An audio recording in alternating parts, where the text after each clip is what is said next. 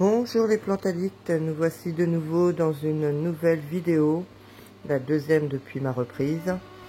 Donc aujourd'hui j'ai décidé qu'on allait s'occuper de ma Monstera variegata qui vous voyez est très peu var. Enfin il y a certaines feuilles qui sont vraiment var et de temps en temps elle m'en sort des totalement vertes. Donc bon. En ce moment, période d'été, elle est sous ma serre en fait. Donc avec des bâches anti-UV, donc elle a la luminosité mais elle n'a pas de soleil direct. Je lui avais récemment refait un tuteur mais à l'arrache entre guillemets, ce qui n'était pas du tout stable. Et en fait j'ai rajouté un bâton pour tenir un peu plus droit après. Et ça m'avait repoussé la seigne, enfin c'était un bazar complet, ça me plaisait pas. Donc je me suis dit pourquoi pas recommencer aujourd'hui avec vous.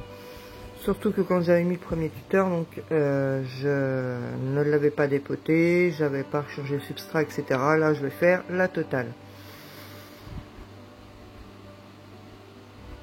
Donc je vais certainement avancer quelques parties de scène parce que sinon la vidéo va durer 1 heure, c'est le cas de le dire. Donc là je suis sous ma serre, j'ai mis une bâche par terre pour pouvoir ramasser plus facilement le substrat par la suite. Et je vous prie de m'excuser pour le petit bazar qu'il y a au niveau des pots dans le fond et là sur la gauche. Je vais certainement faire une vente de pots en plastique et terre cuite parce que j'en ai 3 tonnes et que je m'en sers plus du tout, quasiment plus du tout. Donc voilà, s'il y a des intéressés pour des pots de toute taille, plastique, terre cuite, n'hésitez pas à me le dire en commentaire. Donc déjà je commence par enlever toutes les ficelles qu'il y a que j'avais mises pour accrocher la Monstera à son tuteur. Donc vous voyez quand je bouge le tuteur qu'il est tout gigotant dans tous les sens. Là je vais m'aider d'une pelle pour la dépoter parce qu'elle est bien collée, je veux pas prendre le risque de la casser.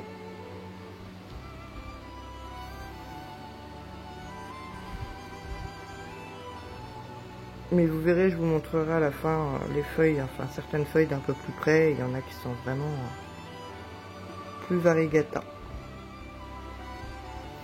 On a l'impression que j'y vais comme une barbare, mais je suis vraiment le long du pot et je fais attention à pas casser mesdemoiselles les racines. Tac.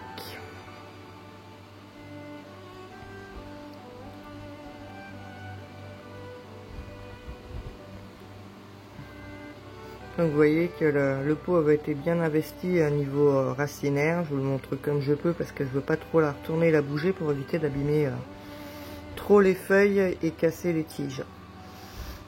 Donc comme d'habitude, j'enlève le substrat en tapotant avec le dos de la main pour enlever donc tout le substrat pour vraiment régénérer totalement son substrat parce que là ça doit faire à peu près je crois 2 ans minimum qu'elle est dans le même substrat, donc j'ai préféré changer l'intégralité du substrat parce qu'à mon avis il devait être bien pauvre quand même. On a l'impression là que je lui fais un petit massage du système racinaire. Bon, bah, j'espère qu'elle en profite bien au passage. Hein.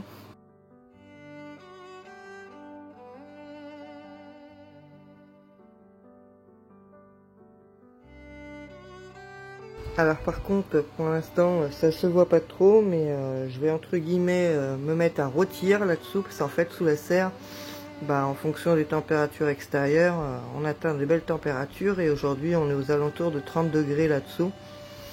Donc, je vais vite me mettre à dégouliner et avoir vraiment très chaud.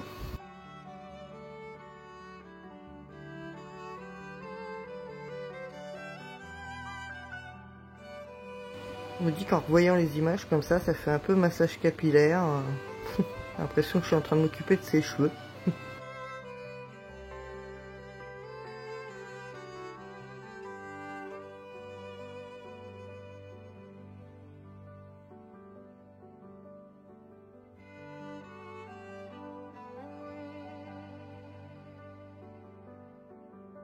Et je vous dis, au moment du remplissage, le plus compliqué, ça va être d'arriver à remettre les racines qui étaient en terreau, enfin en substrat, dans le substrat et de pas mettre les racines qui sont aériennes dans le substrat. Parce qu'en fait, elles sont mélangées entre deux.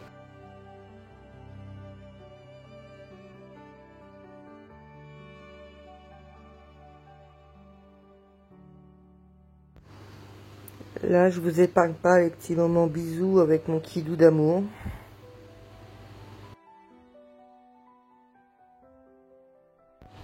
Regardez-moi la beauté absolue de ce chien. Il est magnifique. Je suis amoureuse de mon chien, comme la plupart des propriétaires de chiens.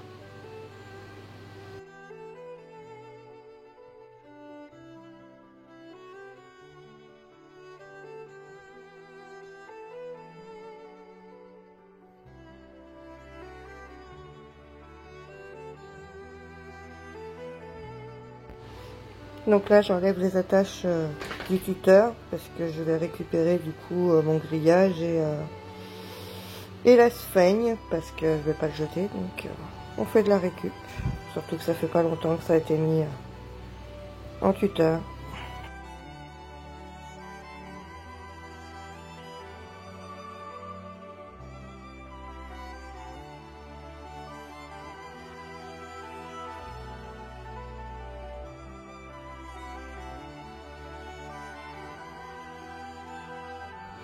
Petite apparition de Fury, donc ma femelle qui vient jeter un petit coup d'œil en version inspection des travaux finis. C'est pas fini, bon bah je vais refaire un tour.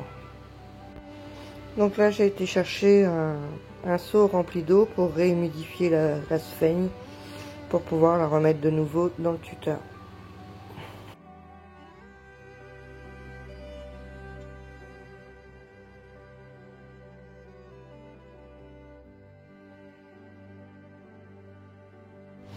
Donc une fois la sphaigne bien réhumidifiée, je vais de nouveau la réattaler dans tout le tuteur. Sauf que ce coup-ci, je vais mettre une partie de sphaigne en dessous, mon tuteur entre deux et de la sphaigne au-dessus.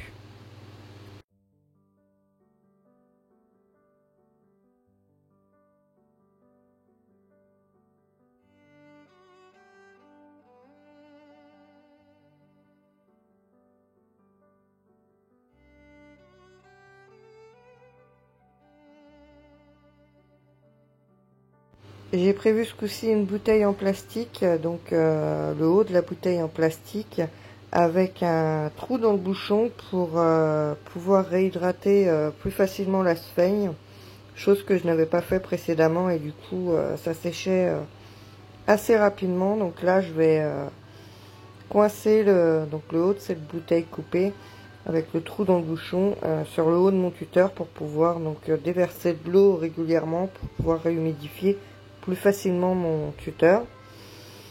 Et là je remets donc le tuteur en bois plastifié à peu près au milieu de mon tuteur pour pouvoir le recouvrir de nouveau de sphaigne.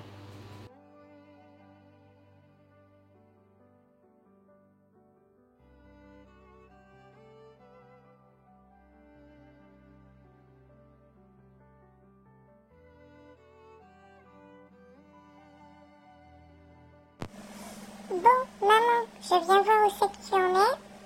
Ça avance? C'est pas fini encore? Oh, qu'est-ce que t'es long à remposer ta plante? Qu'est-ce qu'elle me traficote encore? Donc là je rajoute encore un autre bout tuteur en plastique pour essayer de rigidifier au maximum pour que ça tienne debout. Là j'en arrive à la partie la plus longue du tuteur, c'est mettre tous les serre-flex pour bien serrer le tuteur et le refermer. Donc je mets ça en accéléré parce que ça m'a pris au moins 20 minutes.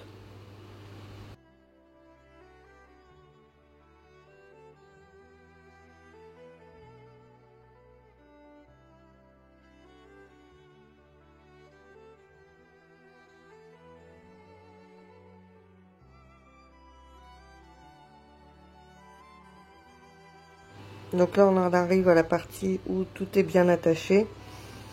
Donc là, je le soulève un petit peu pour voir la solidité. C'est pas parfait, mais bon, c'est toujours mieux que ce que c'était avant.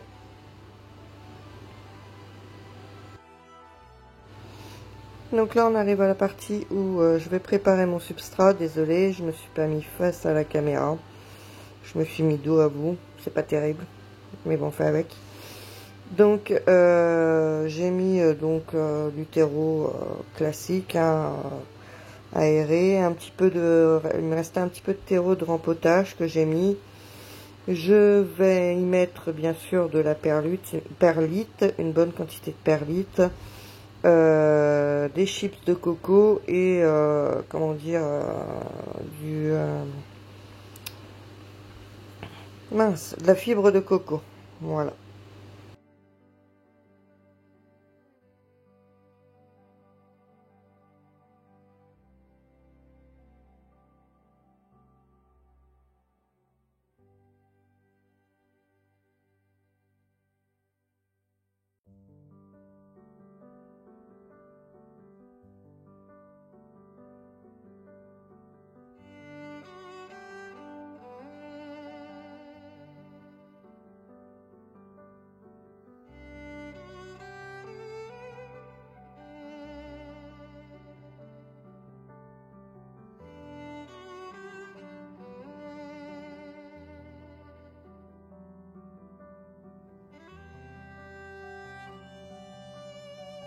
Là, je vous laisse profiter de la partie bien hardcore.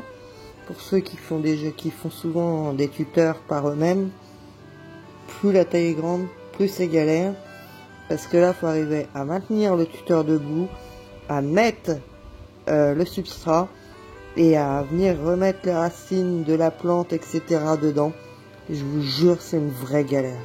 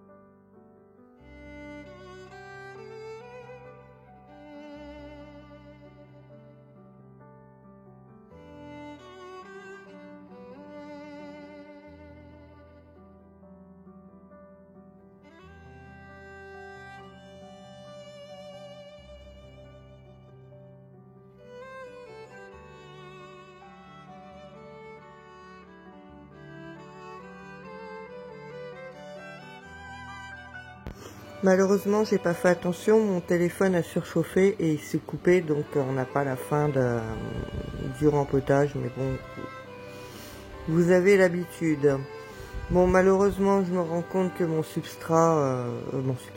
mon tuteur, il tient bien droit, mais en fait, la profondeur du pot est insuffisante, en fin de compte, par rapport à la taille du tuteur, pour que vraiment il tienne bien fixe. Il est un petit peu chancelant, mais bon, on fait avec. Je vais pas recommencer une troisième fois tout de même. Donc là, on a la partie où j'ai rempli donc la bouteille en haut pour humidifier le tuteur au fur et à mesure. Je suis en train de galérer à mourir pour arroser en fait mon substrat, parce que vu que je l'ai bien tassé, je l'ai tassé quand même un petit peu pour arriver à faire tenir le tuteur, et puis j'ai mis vraiment de la terre jusqu'en haut. Du coup, ça déborde à la moindre goutte, mais bon, ça va. Quand je mets de l'eau, ça se tasse un peu, donc ça va le faire.